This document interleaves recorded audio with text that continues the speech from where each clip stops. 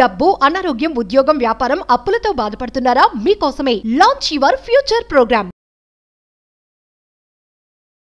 So చాలామంది money mantra classes ఎప్పుడెప్పుడు ఎక్కడెక్కడ ఉంటాయని చెప్పేసి అడుగుతున్నారు కాబట్టి so firstly money mantra classes అయితే 29th డిసెంబర్ మాత్రం అనంతపూర్లో ఉంటుంది.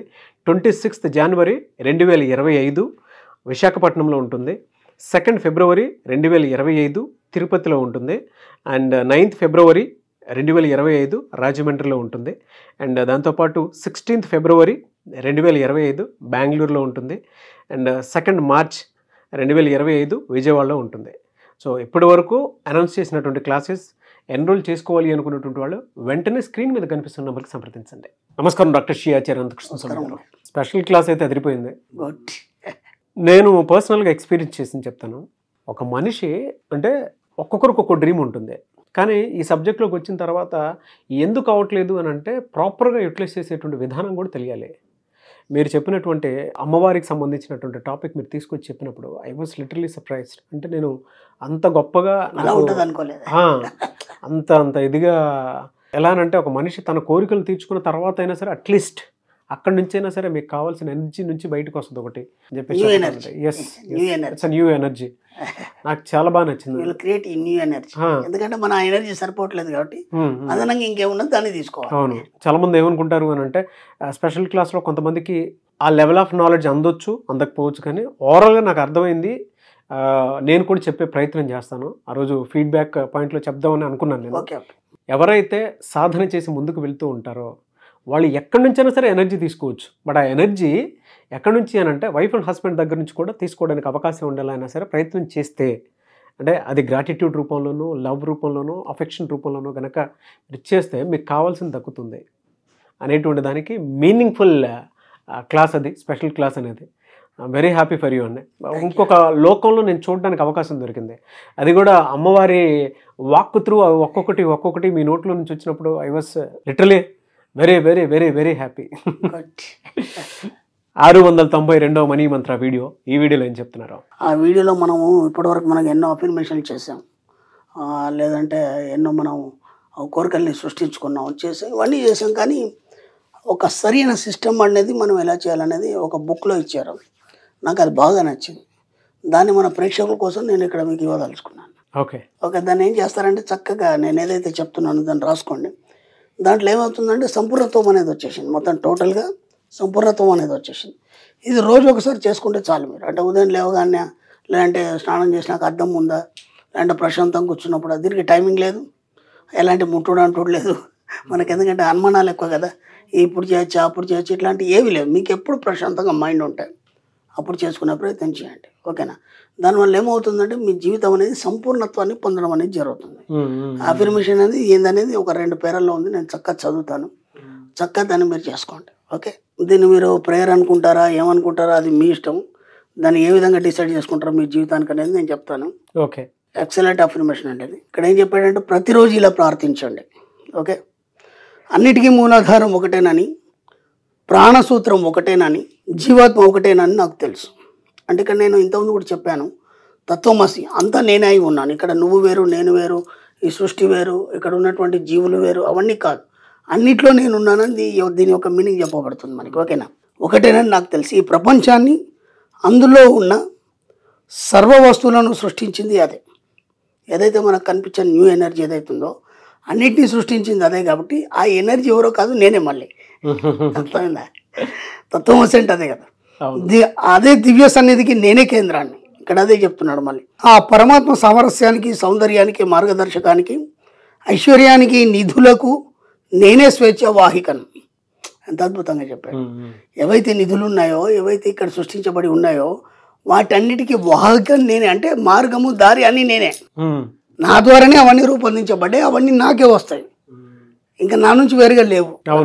ఐశ్వర్యము, ఆరోగ్యము, సఫలత అంతరంగంలో నుంచి ప్రభవించి బాహ్య ప్రపంచంలో ప్రదర్శితం అవుతాయని నాకు తెలుసు.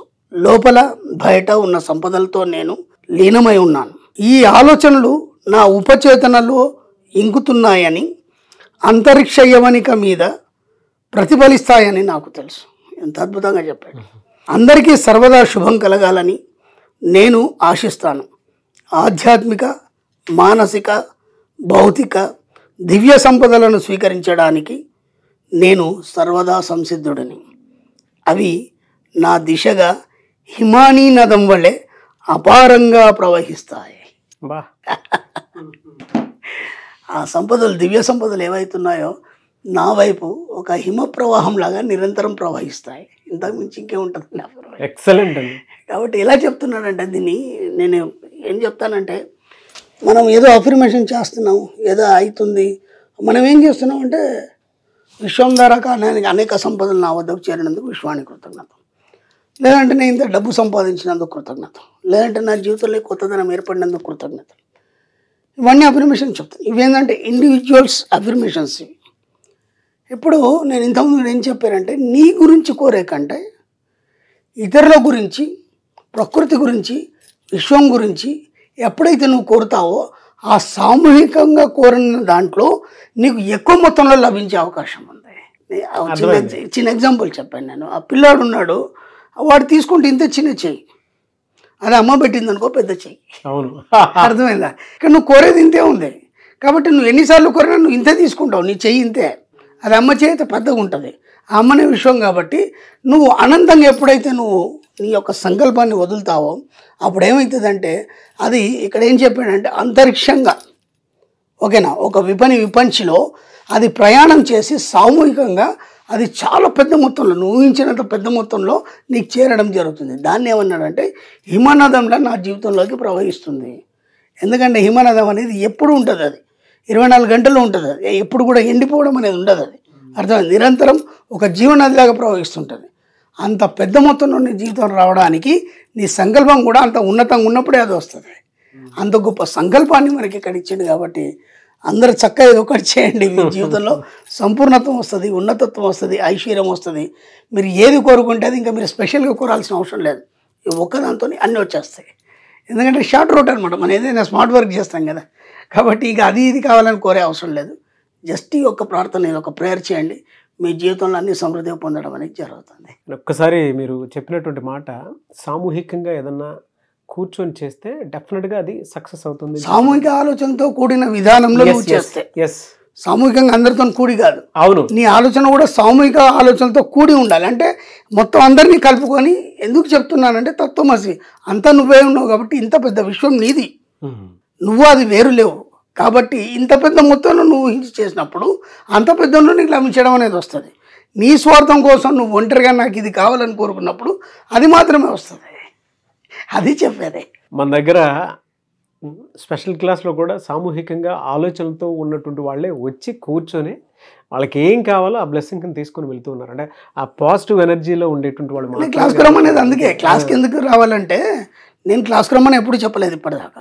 క్లాస్కి ఎందుకు రావాలనేది నేను చెప్పాను, రమ్మని చెప్పలేదు, ఎందుకు రావాలని చెప్పాను.